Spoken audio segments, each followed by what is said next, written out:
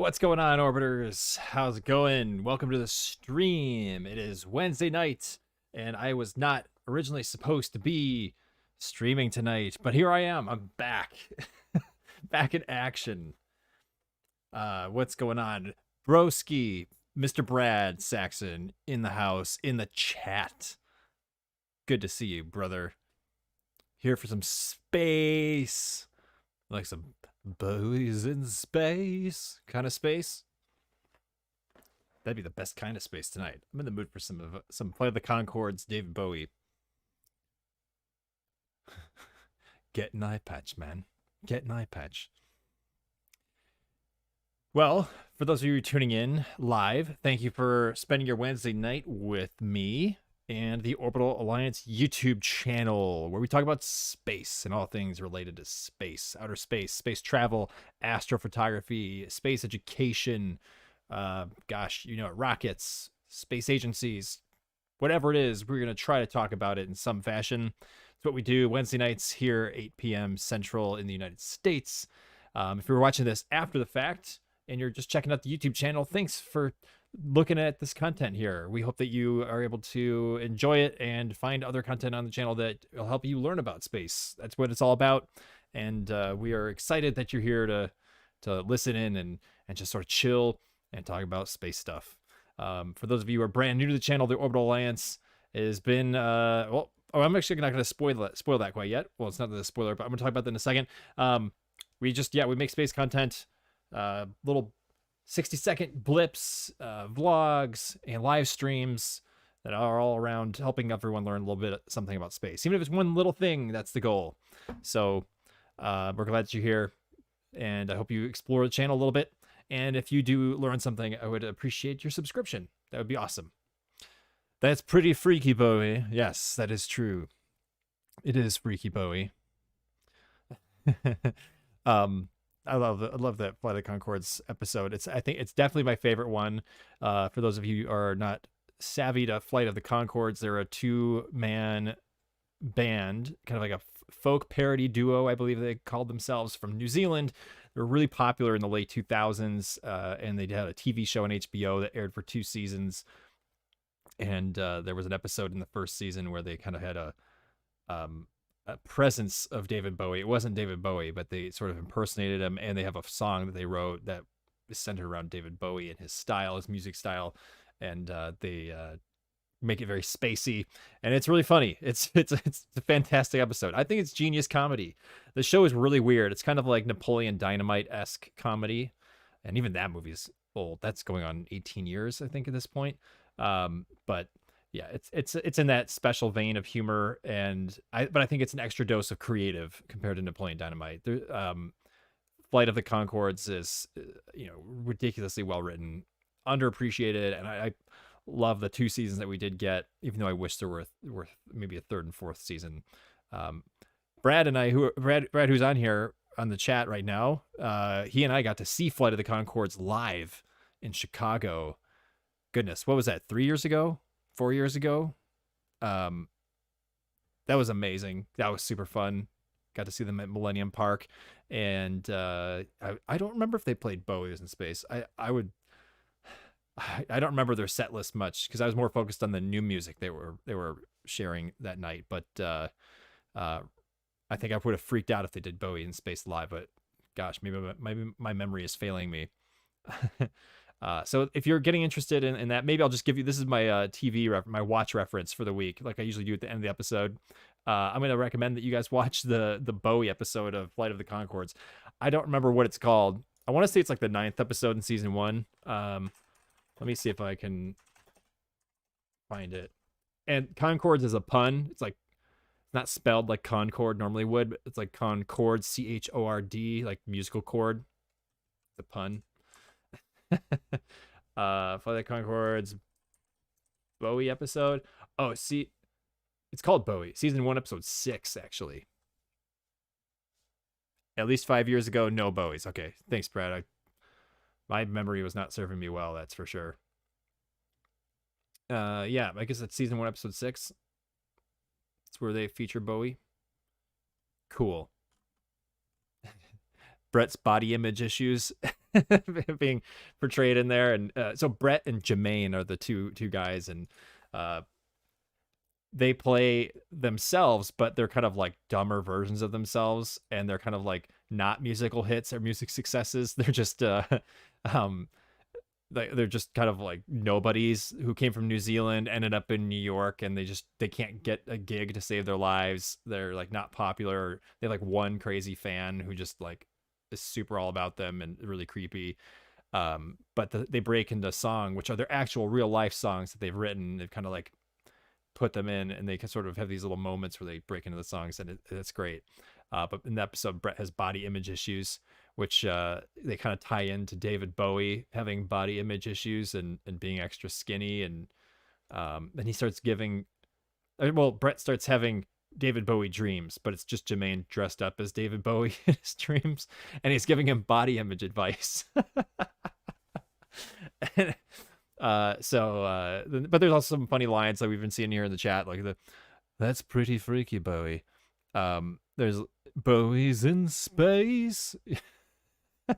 There's a lot of good stuff, and I pretty much spoiled the episode at that point, but it's still worth watching, especially if you're into space, because there's some funny humor.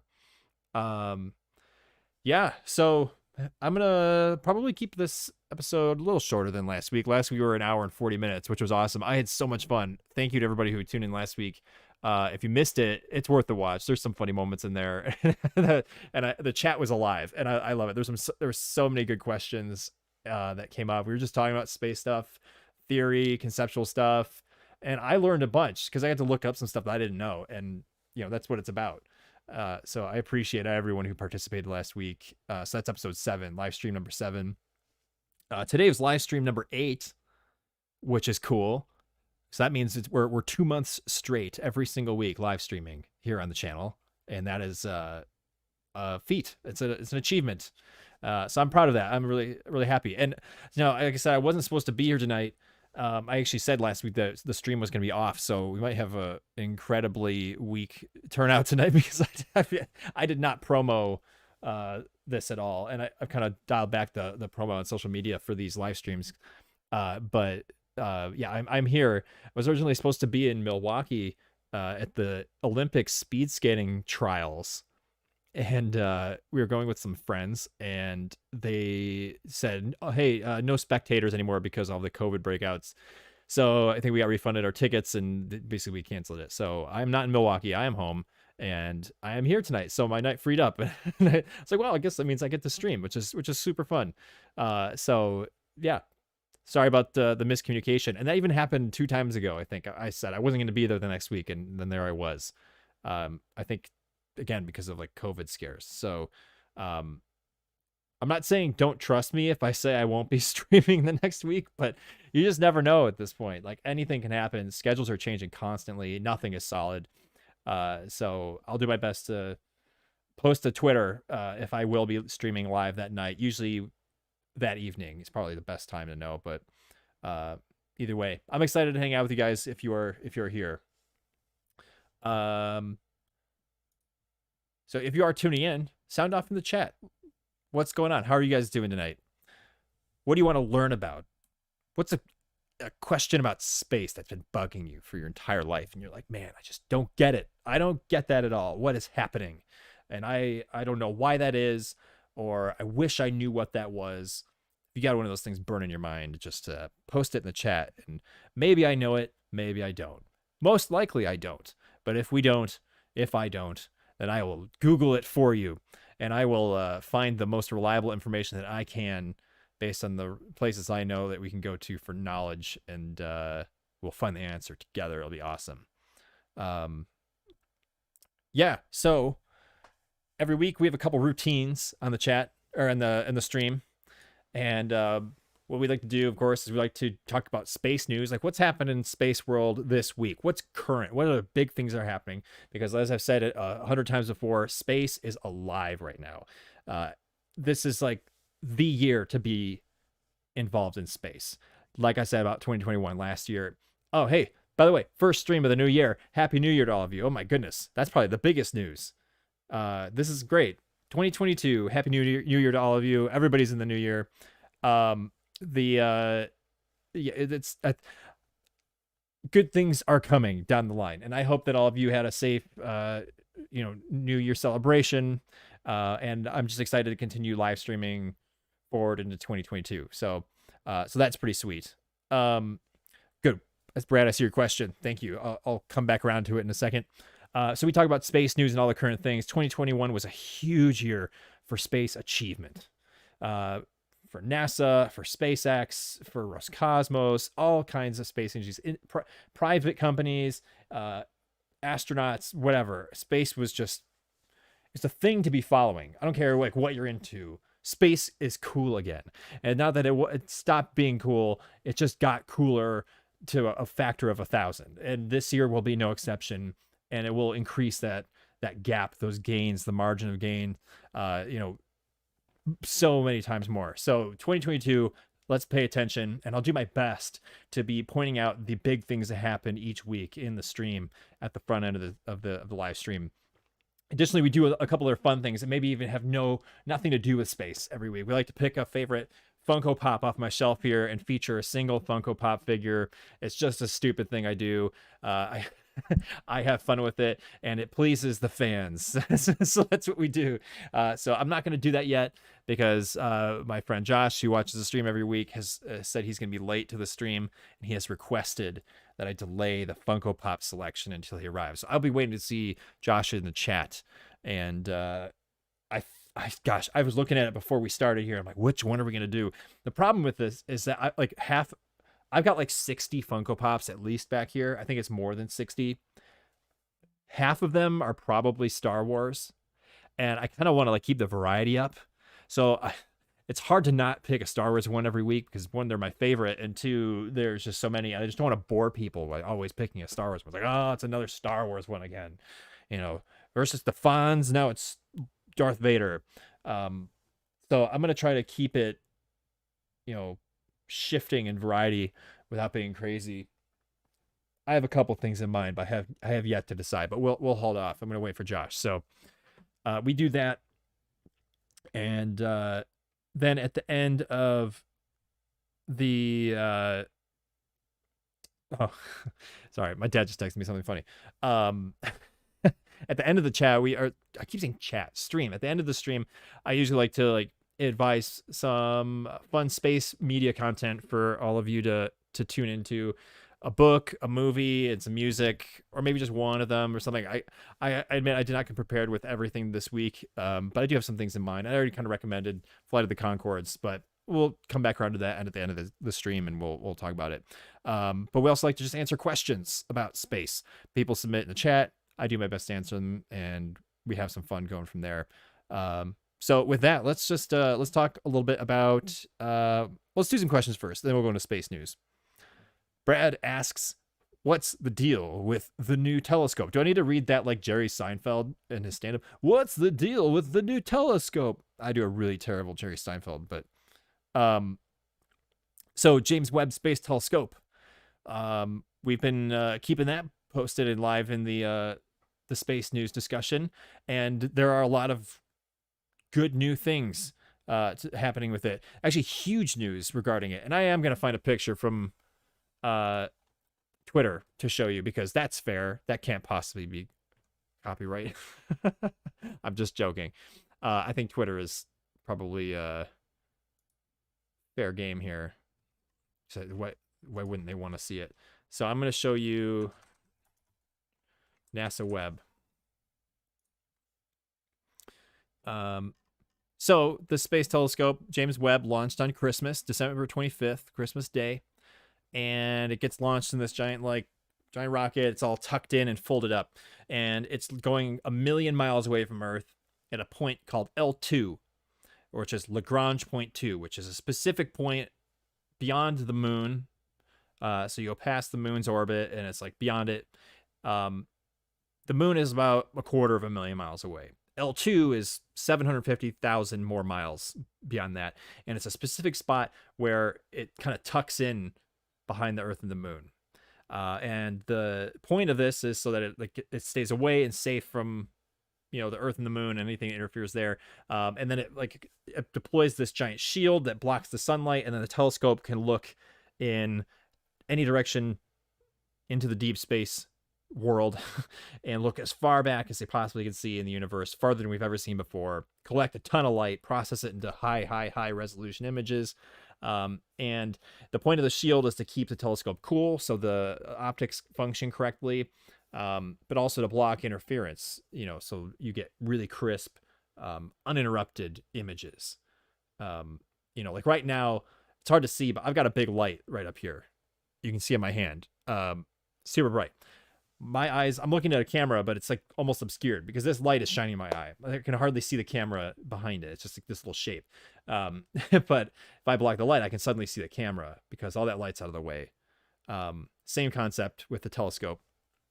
And there are a lot of steps that go along the way with James Webb as it deploys into L2. And it's like I said, it's like bundled up, and it's got to like unfold, and then the mirrors have to like unfold out from there. The telescoping arm for the secondary mirror has to unfold, and then all the like solar shields have like layers they need to like unstack. It's this giant thing. It's about the size of a tennis court. Hey, what's up, Josh? I see you, man. You're ready for the Funko. I appreciate your criticism of my Seinfeld. It's pretty terrible. I agree. I have no shame though. So let me throw to a picture of James Webb again because it's awesome. Let's find a full picture where it shows the whole thing. They've been posting animations, and the thing about this that's a marvel, this thing is incredibly delicate. It's like tinfoil and giant hexagonal mirrors that are plated with a thin layer of gold over it. And they're all folded up. Any of the cables, pulleys, technical stuff, electronics, wires, any of that can snap. And if any of those snap and break or crumble or, you know, are faulty, there's literally no fixing it. There's no way to get to this telescope. There's no way to fix it with a human or a robot. It's just done as $10 billion down the drain. So each step along the way for the next couple of weeks, they're slowly doing unfolding maneuvers where it's setting itself up by the time it gets to L2. And they've achieved so much progress since December 25th, where each of these steps have been flawlessly successful. So that's probably the biggest news, is that Webb is doing great. And they did more steps today. And my goodness, I can't find a picture to show the thing completed. They're all like partial animations on NASA, on Webb's official Twitter. Let's see. Let's just freeze this. Okay, I'm gonna throw it to a screen share here. Here's Twitter. Oops. Let's zoom in. There's Webb, the telescope. So see these gold mirrors there? They're all stacked up. There's like a secondary arm out here, and all these like tin foil layers underneath it. There's 5 layers, and those are all tensioned into place. They become taut. They're not loose. They're just like, they're pulled really tight. And each of those has a sun shield, a heat shield, reflects light and reduces heat. They've released data on the temperature of the different points. They have thermometers all over this thing, and like the primary mirror has a temperature, the secondary mirror has a temperature, and then the different points on the sun shield have temperatures. It's like hundreds of degrees hotter on the sun shield side than it is in the mirrors. The mirrors are so cold. They're like minus whatever degrees Fahrenheit, while the other side is like hundreds of degrees positive Fahrenheit. It's crazy. So all of the solar shields deployed nominally, which means well. They deployed well with no problems. And that's great. And I guess what they were saying was after they got the front side and the back side, let me see if I can find some of those. Let's go back up to the top here. There's Webb all folded up in an animation. There, it's getting deployed. It was all crumpled up like that, and then it becomes this giant unfolded thing. So I'm going to scroll up here. There are all the sun shields. Actually, the real thing in the laboratory as they're testing it, you know, and building it. So here's an animation of the solar foils deploying. this happened. So they did one side at a time, the other side, and then they like let the layers unfold, and then they tighten them, you know, which is, I mean, it's a marvel. This has never happened before. And they said there's like, oh, there's the mirrors unfolded in real life. That's the real thing. Beautiful picture. Beautiful, beautiful picture. Very cool. And there's another shot there. There's a human, a couple, a human on the left side for scale. It's a big set of mirrors. It collects a lot of light. We'll be able to look deeper into the universe than we've ever seen before. We'll be able to determine the true age, or closer, more towards the true age of the universe, which is currently standing, I think, at around 13.5 or 14 billion years old. And my guess is that's just going to become diminished. That's going to be the smallest number ever. I think it's going to, I would assume they're probably going to double that or more using Webb. I would just predict something like that. But then again, I know nothing. Here's another picture of the solar foils taut and tightened, all 5 layers. In real life, this is the real thing in the laboratory when they're testing it. There's another animation of the 5 layers being like tightened, raised and tightened. Pretty crazy design that they came up with this. Here's another animation. Pretty cool. It's not what you think. It's not conventional, but it's still cool nonetheless. There's another image. You can see the gold, the reflectivity of the gold. Highly reflective, highly useful when it comes to collecting light that is so far away. Tiny, tiny little bits of light. And these the camera sensor in the middle, it's a big camera. It's going to open its shutter. It's going to collect light for hours and days, maybe, you know, and then sear it into one image. And then boom, you get this crazy picture. It's going to be great. So very, very exciting. Webb is going to be amazing. Here's the boom arm deploying. This happened today too. They deployed the secondary arm, and this is what happens. This is what it looks like. So it swings over the top. And again, if any of these hinges break, Webb's done. And it didn't. It works great.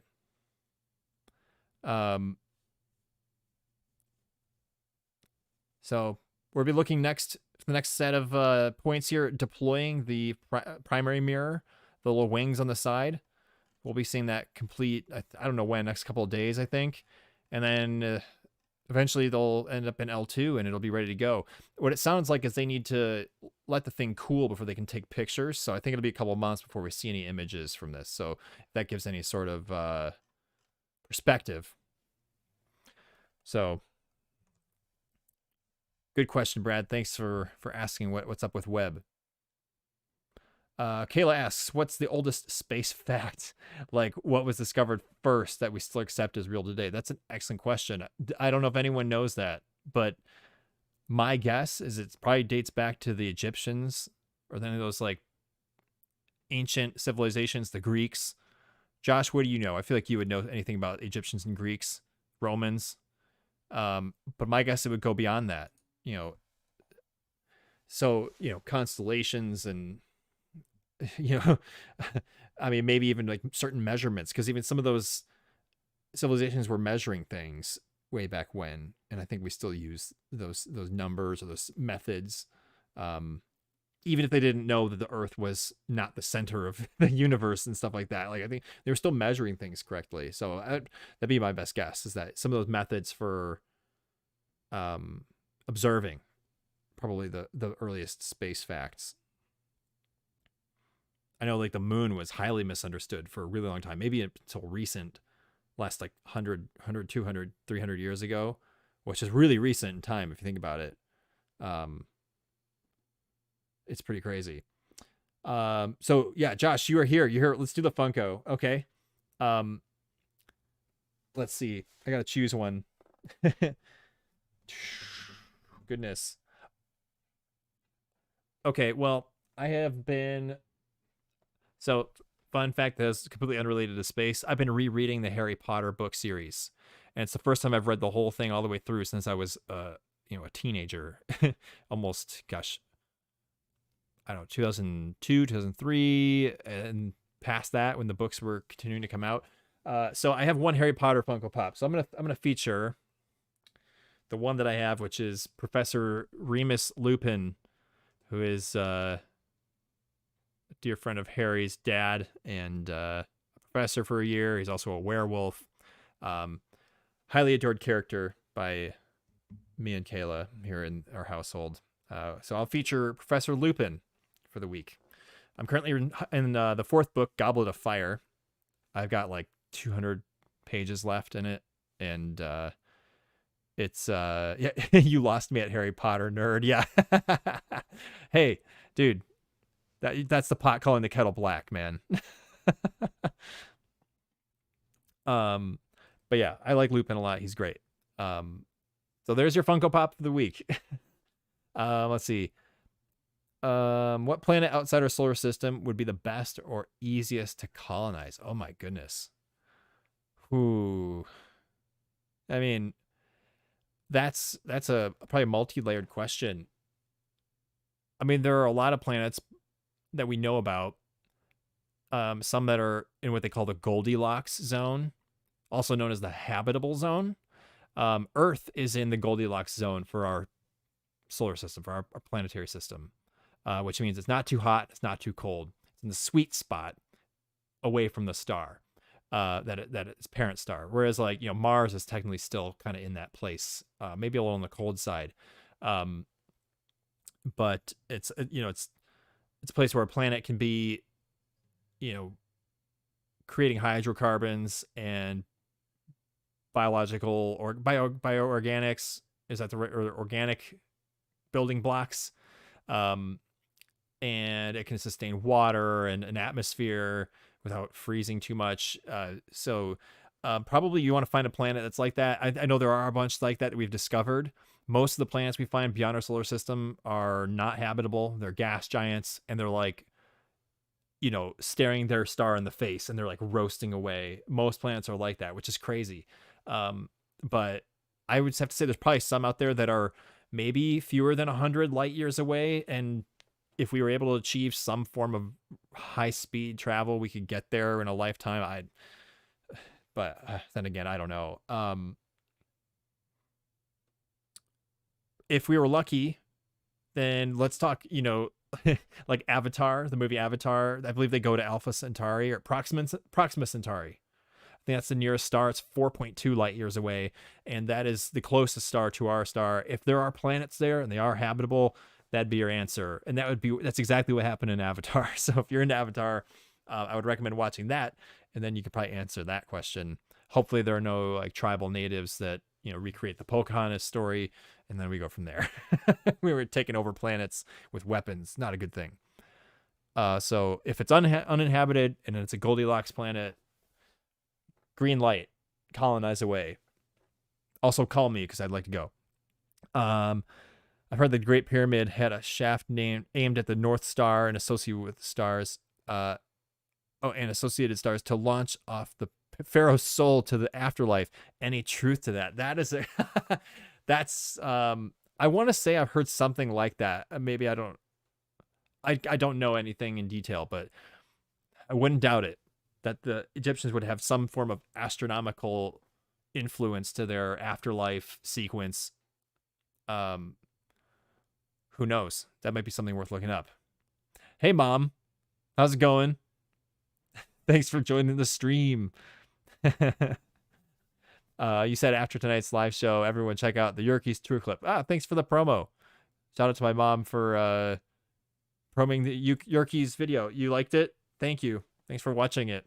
I know Dad got to watch it when he was hanging out here on your cello night. Yeah, it was a lot of fun to do.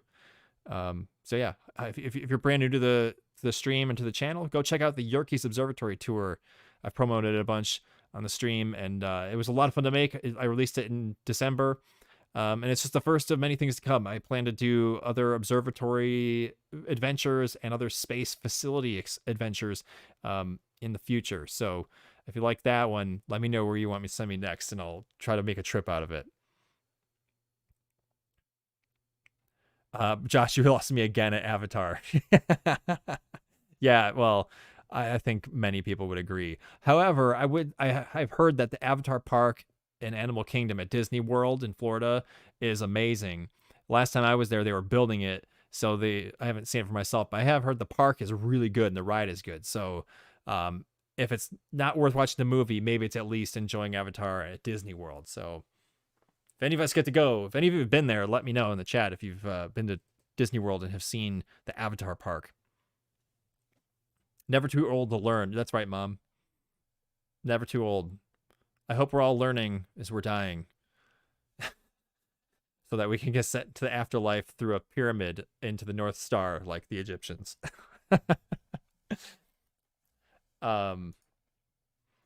Good questions, everybody. Thanks for throwing in the chat. Keep them coming.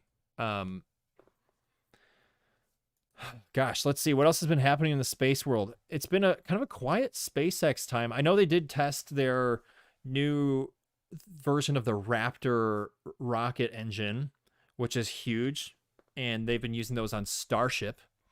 And I know they were trying to achieve a new level of thrust, a higher sustained level of thrust.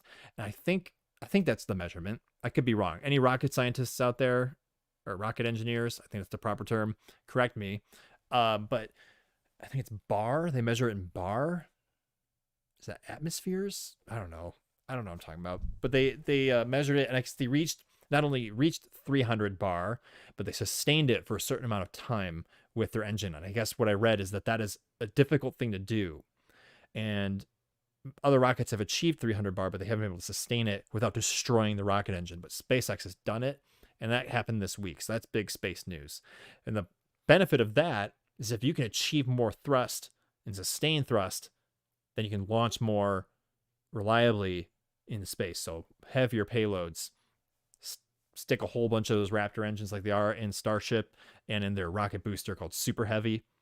Get all those really, really high thrust rockets in there, and then you can more reliably send more people, more cargo, more payload into space, into orbit, to the moon, to Mars, and it's great. So we're watching history unfold here as SpaceX is testing stuff out like that. So that's been pretty big news. I'm excited to read about that, but everybody's been looking forward to Starship launching its first orbital test, which is going to be pretty much a guaranteed failure. So it's sort of like hey, we're going to let it fail because there's no people on it. It's just like a big empty can, but they've been doing little hops where they jump up and down and they land it upright. Big achievement for that.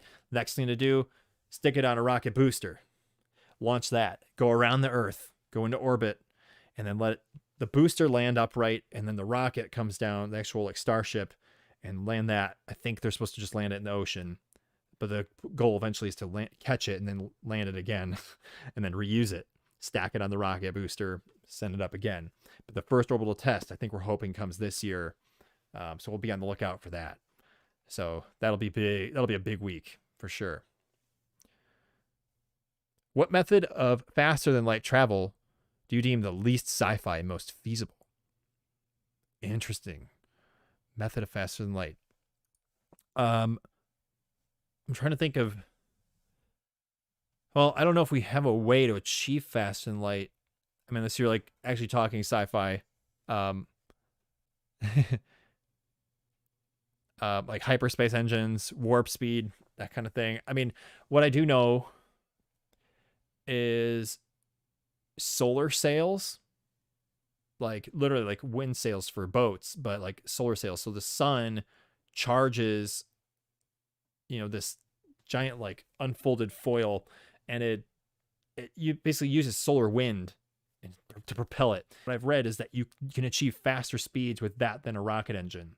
And I think Stephen Hawking, before he died a couple of years ago, was trying to promote the idea that you could actually get to the nearest star in 20 years using that technology, which is remarkable because with just general rocket thrust like we have now, like that would take, what's the math? Like 1 year, you'd have to be going light speed.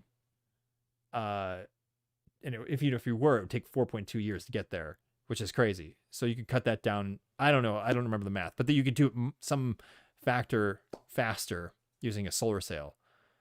I don't know if we have a good solution. Ion propulsion, plasma propulsion, or other rocket solutions people are working on right now that apparently are more efficient and safer and more powerful than combustion engines. So I wish I knew what actual potential options for, you know, light speed faster than light. And to be clear here, light speed is really fast, the speed of light. And we measure things in light years, which is basically like how long would it take light to reach that. And light, it travels at 186,000 miles per second, which is stupid fast. That's, I mean, try going in your car. How long does it take you to drive a mile in your car? Going like maybe 40 miles an hour, you know, let's say 60. It would take you, you know, a minute. So like, you know, it takes a long time. But imagine going 186,000 miles per hour. Like ridiculous. You'd tear apart pretty much if you're going so fast. Especially if you're going in an atmosphere, you would burn away. So deemed the least sci-fi, most feasible, probably the solar sail. Unless they get plasma engines going, I would also put my money on plasma engines. I know there's a company called Ad Astra that has been pushing that for a while. I've also heard nothing about it recently, so I don't even know if it died out or not. But I think the point of plasma would be like, you'd deliver the rocket out of Earth, the payload out of Earth. Once you get into space in vacuum, ignite your plasma engines, and you just take off and you go from there. And you just accelerate and just keep accelerating and keep accelerating. And without resistance of air in space, you always will just keep accelerating so long as you're boosting. And once you stop, you're just going to keep going. So if you can get to a high speed and then just let it rip and then cut off the engine, you'll just sail on forever. I think that getting a really high speed out of plasma engine is possible. I don't think it would be light speed, but maybe it could beat solar sail. Bohemians never die like James Bond. Well, Mom, if you know our family history, you know that's not true.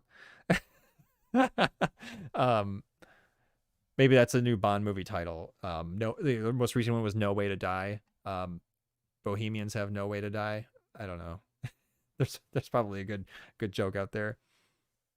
Hey, what's up, our Pribs? The Prib Master, PC Master Race. What was the news about SpaceX artificial gravity? I did not hear that. Let me look it up because I did not hear about it.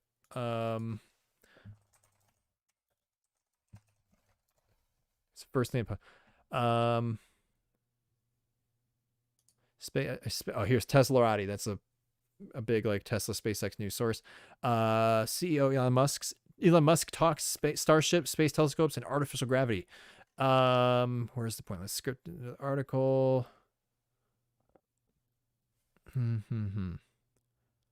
Oh.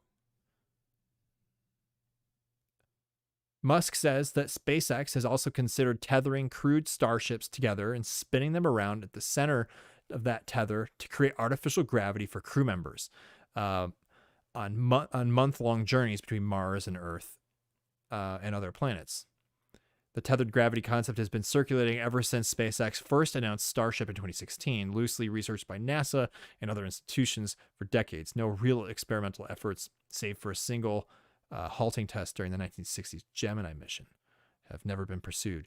And I asked myself that question recently. I was like, why haven't we tried the spinning thing? Like in 2001: A Space Odyssey, and Interstellar does it. So many other movies of like, you spin a space station and I always mixed up centrifugal force or centripetal force.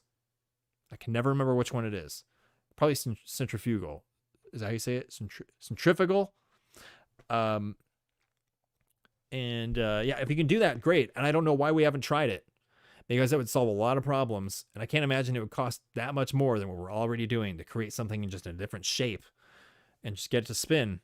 And it'll just keep spinning. And then you get people who like basically get glued to the ends of the telescope as it's spinning, or the space station or rocket. And then you save people a lot of problems. You know, they don't get motion sick from flying around. And they also don't have bone loss because they're actually using their muscles and their bones like you do when you're floating around. So I think it's so worth the investment. And yeah, if you could tether, you know, I don't have a good example here.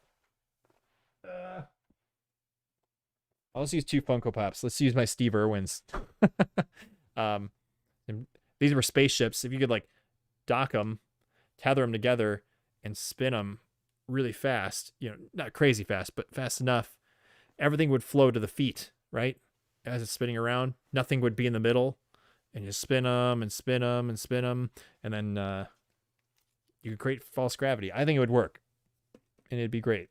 And there's no better way to do it than test it with starships. So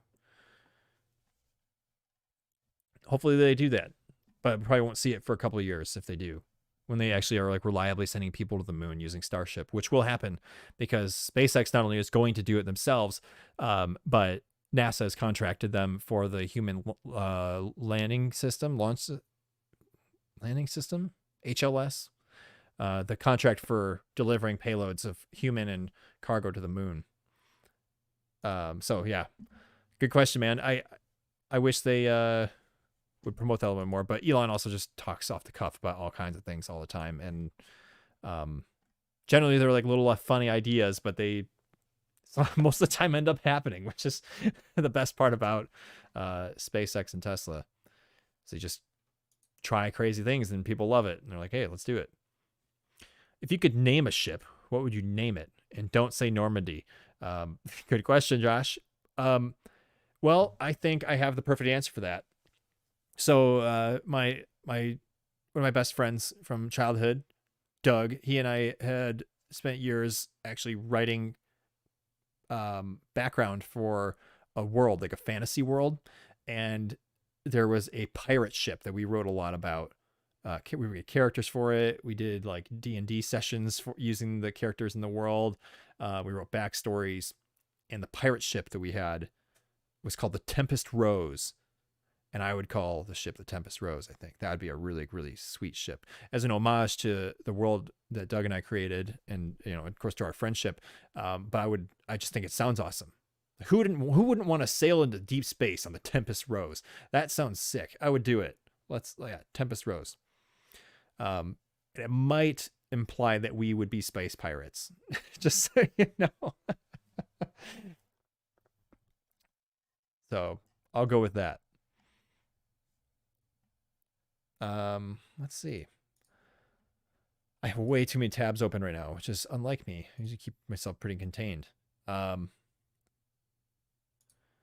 see. What would you guys name your ships? If you were to create a spaceship, you got to name it, what would you name it? Sound off in the chat. Let me know. Could be anything. Just keep it clean. I know that SpaceX and their Crew Dragon capsule that they've been launching to the space station, and with private crews like Inspiration 4 last year, they basically allow the first crew to name the new ship that goes up. So they have 3, and I think they're going to have 4, maybe 5 crew Dragons that go up. 3 of them are named now. The first one is Endeavor, and the test pilot crew that first did it on DM2, the mission where they put humans on it, they named it Endeavor in honor of the space shuttle Endeavor that they both flew on. So they kind of let the name carry on, which is great. Then they have Resilience. That's the other Crew Dragon. And then the other one is Endurance, which I love because in Interstellar, the ship is called the Endurance, the like spinning ship that they have. So I don't think it was a direct reference to that, but it's more the enduring, human thirst and hunger for exploration, the enduring tenacity of the human race. Probably more of the callback to right there, but so you got Endeavor, Endurance, and Resilience for the SpaceX Crew Dragons, and I think there's one more that's unnamed that they're building or is going to be used soon this year, and we'll get to name that too. So yeah, you guys let me know what ships you would name. The space shuttles, for reference, there were 5 space shuttles, 6 if you count the test one, which was Enterprise, but that wasn't actually a functional space shuttle, which I would have to imagine was named after, the actual, like the NCC Enterprise from Star Trek. But you had Endeavor, Columbia, Challenger, Discovery, and Atlantis. Those are all the space shuttle names. I'm trying to think if there's been other. European Space Agency named their cargo craft after famous artists. They had like Donatello, and I think they had Did they have a Da Vinci? Can't remember. Oh, they called it Leonardo. I think they would call it Leonardo. They were like little pods that delivered cargo to the space station. They discontinued them years ago. The final one actually is still up there. They turned it into a permanent module. The PMM. Is what they call it. And I'm trying to remember which one that was. But they gave them names. And they kind of picked a theme. They went with that. Okay. Josh says, I'm going to take a stab at this, and you correct me if I'm wrong. The Python, would you pronounce it like a Phaethon or Phaeton? Python? Is there a pronunciation? Can you give me what's the word? A syllable breakdown? Syllabolic breakdown there. What's the word for trying to spell something or say phonetics? Phonetically. Is there a place on Earth that has the best view for astrophotography? There's probably not one single place. There's some trade-offs. I think there's probably hundreds of ideal places, and every place has an advantage over the other. I think some of the biggest things you want to look for, of course, are just get away from city lights. But you also don't want to be too far north or too far south, because you won't see some certain objects in the night sky that are visible to the rest of the Earth. Because if you're on the top of the planet, you just spin like this. If you're in the middle, you're going all the way around. You just spin in one place looking up, and that's not very exciting. But depends on what shot you're going for, I guess. If you're trying to look at planets, then you don't want to go north or south, because generally you won't see them very well. And because they're kind of going to be more in line with the equator than the top or the bottom of the Earth. If you're looking at the Milky Way, kind of similar place. You want to get lower into the closer to the equator. I mean, you can see it here too. Just gonna be more difficult. It's gonna be closer to the equator and harder to make out there. So yeah, I mean, deserts, mountains, best places, high altitudes. Get out of the air, get above the city lights, get away from the city lights. The higher you go up in altitude, the less air density there is, less atmosphere that you're in, which means less air molecules to bounce light back at you. Stuff like city lights, cars. So that's why we go up 12, 13, 14,000 feet in some mountains. You can actually reduce some of that light pollution because you're not in the air as much as you would be at 1,000 feet above sea level, where you're like, oh yeah, I can, see, that city over there, and it's bouncing all this light back at me. So it's accumulation of things, but ultimately I'd say, what is the thing you want to shoot? Because there's probably a list of ideal things for that particular subject versus, I want to do Milky Way shots. Here's a list of the best places to go. Versus if I want to take a shot of the Aurora Borealis, then it's going to be a completely different list. It's like Phaethon. Okay. Good pronunciation there. Thank you. Cool. Greek mythology. I like that. Anybody else out there have a spaceship name? What would you name your spaceship? If you could name a ship. Also, tell me where you would take it. Anywhere in the galaxy or in the universe, where would you go? Where would you fly in your spaceship? I would like to do a tour of the planets. Let's do it. Let's go to all of them. I know that sounds like a cheapskate answer, but let's do a tour. Let's swing on the inside, go see Venus and Mercury, come right back around, and go see Mars, Jupiter, Saturn, Uranus, Neptune, Pluto, bring it back home. I want to see everything. Just like the Magic School Bus. Do you guys remember the Magic School Bus? The 90s? There's that wonderful educational show on PBS about the school teacher, Miss Frizzle, and her lizard, Liz. And they would... you name it. You go to Korriban. Nice, Josh. Star Wars reference right there. Good choice. It is in a galaxy far, far away. Hopefully it's still there. But there was an episode where they hop on the school bus and it basically took them into space, and they got to tour all the planets. My favorite episode. There was even a video game about it, and I had it on Sega Genesis, and it was amazing. I still have it. It's somewhere in my house, but totally a blast. Great show. Super corny. My wife and I actually watched an episode recently, just randomly, because I think it's on Netflix. And my goodness, is that like it is like beyond adult level of corn factor. So don't yell at me if you watch it and you're like, this is ridiculous.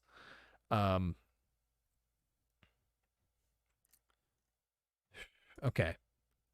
So, 852. What other questions you guys have? Any other space things you want to know about? Any things you're wondering? Oh, Josh, you had that game too? Sweet. I'm not the only one. I'll probably wrap it up here in a few minutes. I'm not going to go as long as I think I have in the last episode, but for those of you who are continuing to hang out, really appreciate it. Thanks for tuning in tonight. Just going to do a little plug for those of you who are new to the channel, as I always do. We talk all things space, learn about space, and we've been spending tonight talking about the most recent space news. Also having a little fun in between. We're talking about, what would you name your spaceship if you were to have one? Where would you take it? Just like stupid little discussions like that. Space theory, space concepts. We just like to discuss and dream and learn about what's going on out there. If you do find any of these videos useful or you enjoyed them, I'd appreciate if you would subscribe. Go ahead and ring the little red button, or click the red button at the bottom of the screen. When you do that, a little bell will pop up. If you click the bell, it'll remind you and send you notifications every time we go live every Wednesday night, so you don't miss a stream. And also any new videos that come out in the future, it'll notify you when I post a video. So don't miss it. Would appreciate your subscription if you feel I have earned it. What's your view on the feasibility of an actual Halo ring? I mean, if I had the money and the resources, I would do it right now. I'm not even kidding. Because every time we play that game and you look into the sky and you see this giant halo, going up and around you, and it's like you're on this thing. Gosh, I mean, I don't know how much resource it would take to make that happen, and how much time. It took us, 20 years to build this little dinky space station we have now, and it's not very aesthetically pleasing. So, I would have to, and there's that cathedral in Spain that's been built for like 400 years or something. We can't build that in 10 years. I would say it's going to take 1,000+ years to build a Halo, and to make it even, livable, that's another story. So, you'd make a galaxy killer? Yeah, I know, right? I would do it. I just would leave that part out, the part where it, kills all sentient life or organic life. Or I would make it a really cool place to live. Let's go, on a vacation there. Beautiful islands and snowy forests and deep caves that are not natural formations. But no, I would not want it to kill people, and I would not create a network of them, because I think by the time we made one, I think we'd just be done. We'd be done with it. No one would make another one. I can't imagine how much money that would take. You'd probably nuke all the resources that the Earth had to offer. You'd probably have to mine every asteroid in the known solar system. You have to mine up materials off of other planets, mine them raw, just to make one Halo ring. That'd be crazy.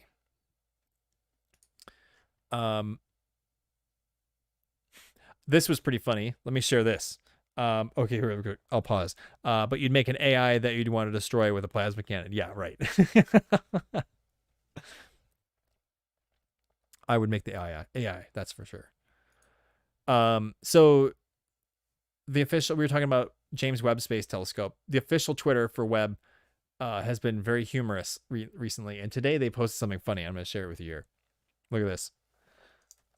I was telling you how the sunshade deployed and that it's blocking the sun. So they said, sorry for the shade, at NASA Sun, at NASA Moon, at NASA Earth, 3 other Twitter pages, all owned by NASA, but you're just not cool enough. Now fully deployed, our sun shield blocks your heat and light so that our mirrors will be able to detect faint heat signals in the universe. There's a couple layers in this.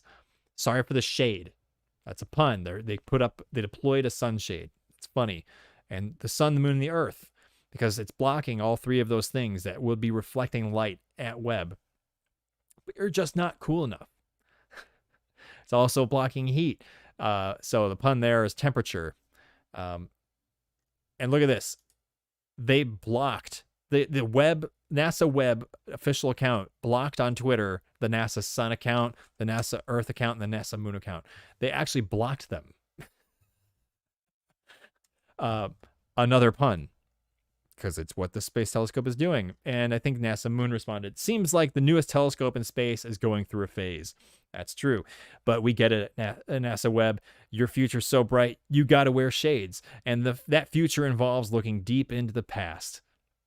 True story. So, thanks for understanding, NASA Moon. Blocking you is for the crater good. Crater good. Absolutely hilarious. The social media managers here at NASA are off the charts with their humor today. They never do any of stuff like this. I think it's so critical. I mean, heck, the Moon Pie Twitter is more entertaining than NASA's pages, but here they are. They're matching the humor in a dad joke kind of way, and I think it's great. So way to go, NASA. I celebrate you. Keep up the humor. I want to see more of it. Oh, Guilty Spark specifically. I see that, Brad. Yeah.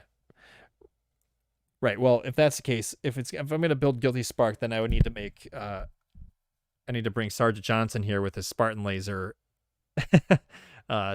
Take him in with me, and he can destroy the AI for you when it inevitably goes rogue. When it tries to stop me from disabling the ring. I think it technically has the diameter of the Earth roughly, and no, it's not a natural formation. Yeah, all right. Goodness, the diameter of the Earth. Ooh, my goodness.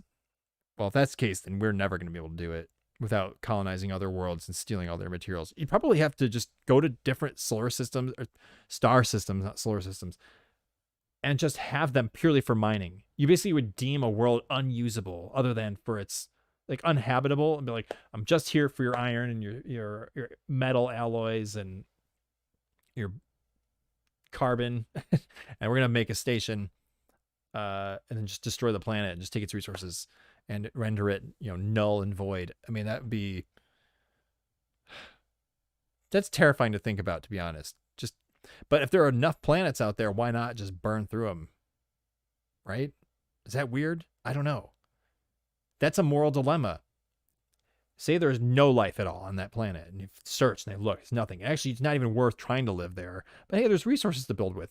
Would you mine it raw and let it crumble? Never to be inhabited by anybody ever again? I mean, after all, it wasn't for however many billions of years. So what does it matter if it just continues to just exist in crumbs for several more billions of years? I mean, is that a moral thing? Let me know what you guys think. I don't know what to do about that. But it might make your Halo ring. So, yeah. Trying to think here. What else is going on? So let's talk about the channel really quick. Tomorrow is a big day for the Orbital Alliance. It's the 1-year anniversary of me officially making the channel. January 6th. Yeah, this is the first day that I officially launched the channel.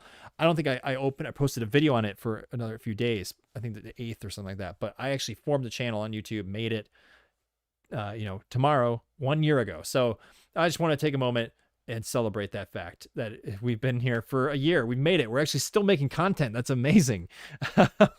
And hey, even better, people are watching, which is awesome. I'm so like thrilled that, I didn't give up. I thought for sure, like, oh yeah, I would just kind of taper off, and I'm just like happy about that. And there's a lot of exciting things to think about. I have so many big ideas, and I know that's like, it's way more than I can chew at once. But I'm taking very seriously this next calendar year. And I'm just really, really happy I made it to this milestone here. And I want to thank every single subscriber on the channel, every person who's ever commented, and every person who's ever viewed a live stream or a video. Thank you very much for helping out the channel and making me feel like, hey, it's worth making video content. It's worth showing up every week for a live stream. It's worth tweeting about or whatever. Thank you. I think currently we have 259 subscribers. If you were to tell me that January 6th last year, I'd be like, dude, no way. What did you do to get that? You know, that's amazing. And who knows where we will be 365 days from now in 2023. My hope and my goals are that those numbers would be way higher, and that we would add so many more videos to the channel, and not only just videos, period, but content that is amazing and helpful, and high quality, the highest quality that I can produce for you, for everyone else out there, so that everybody can learn something about space. That's the goal. So my hope and my plan and my goals are that would be the case next year. And I if I were to kind of share my mind about the number side, which I know is not everything, it's not shouldn't be the driving force, but it is important, you know, to be thinking about it. Like, by next year, I do want to hit that 1,000 subscriber mark. And I think it's totally doable.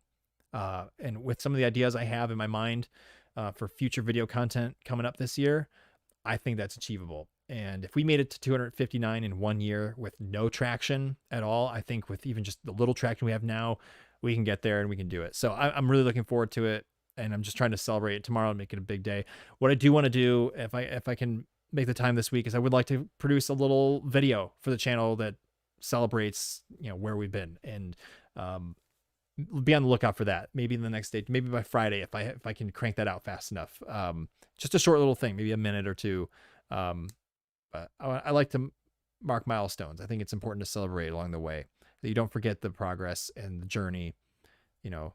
And one day when we do hit 1,000 subscribers, we can look back and be like, dude, remember at a year when we were at 259? Yeah, like, yeah, that was just like, felt like yesterday, but it's a huge difference. And hopefully there'll be, you know, crazy content like we've never seen before. So it's gonna be good. Big celebrations. We'll be back in the same place around the sun at that point. That's true. That is true, Josh. We will go around the sun one more time, but the sun won't be in the same place. So we will not be in the same place. Technically, we'll be in the same orientation relative to the sun, but we won't be in the same place as we were, because the sun is moving. That'll be fun. How long does it take to get around the center of the galaxy? Like 250,000 years. How long does it take for the sun to orbit the Milky Way? Oh, I'm totally I knew the number was right. Like the between 225 million and 250 million years, not 1,000 million years. So we've done a couple loops on the Earth. The Earth is expected to be about 4 billion years old.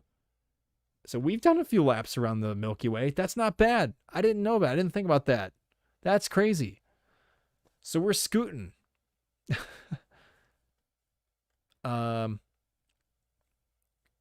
Mind-boggling speed. Yeah. Crazy. We're always moving, that's for sure. No one is ever still. Think about that. You are not still right now. I'm sitting here in this chair. I'm not still. Like, we're moving however many thousands of miles per hour through space. We're ripping through space right now. We are moving so fast. It's crazy. So you're not sitting in your chair. You're not sitting in your car. You're not sitting in front of your TV. You're not sitting in your chair or watching on your phone. You are cruising through space around the center of the Milky Way. It's nuts. We're also moving around the sun. We're doing this and this at the same time. We're corkscrewing away through the galaxy. Oh man, I can't handle space. It's just mind-boggling. So we as people have never actually been in the same place twice. Trippy. That's true. And we also don't know how fast or whatever how the Milky Way is moving. So we're spinning around the sun, spinning around the Milky Way, moving in the Milky Way all at the same time, expanding in the universe, going in some direction. We're always moving. That's true. More than trippy. If there's like a way to emphasize the word trippy with another word, I'd probably like magnify it times a billion, because I can't wrap my head around it. Well, cool. Well, it's 9:06. I think I'm gonna wrap it up here. Thank you all so much for hanging out, for tuning into the stream. Those of you who contributed questions in the chat, I appreciate you guys. I hope you guys have a great week, and Happy 1-year anniversary to the Orbital Alliance YouTube channel. Thank you guys again for supporting me, supporting the channel, and for learning about space, being interested in space. And let's see, is anything happening this week? What is it? No, Christmas and New Year's are over. Life's boring now. So the best I can say is I hope you all stay safe from COVID. If you're going to see people, I hope that you're taking the precautions that you can to do your best to be safe. And I hope that all of you are well and healthy and taking care of each other, taking care of your loved ones. It's important. And we'll be back here next Wednesday night, I believe. Oh, wait, hold on. That's a maybe. Check in on Twitter. I'll let you know. I actually have to work a job next Wednesday evening, and I'm not sure I'll be back in time. I hope I will be. I think I'll be. I'm going to say yes, I'll be here, but stay tuned to Twitter. Subscribe to us on Twitter, the Orbital Alliance, and it's at Orbit Alliance YT for YouTube. At Orbit Alliance YouTube. That's the Twitter. Check it on there. I'll tweet later next week if I'm going to be there or not. I just don't know when we get back. So that'll be that. Yeah, I like that. I like that, Josh. That's good. That's probably pretty close to it. So yeah, you guys have a great week, and watch that Flight of the Conchords Bowie episode, because that's what it's about. That's your good reference. That's your homework for the week. All right, you all have a great week. I'll talk to y'all later. See you on the other side.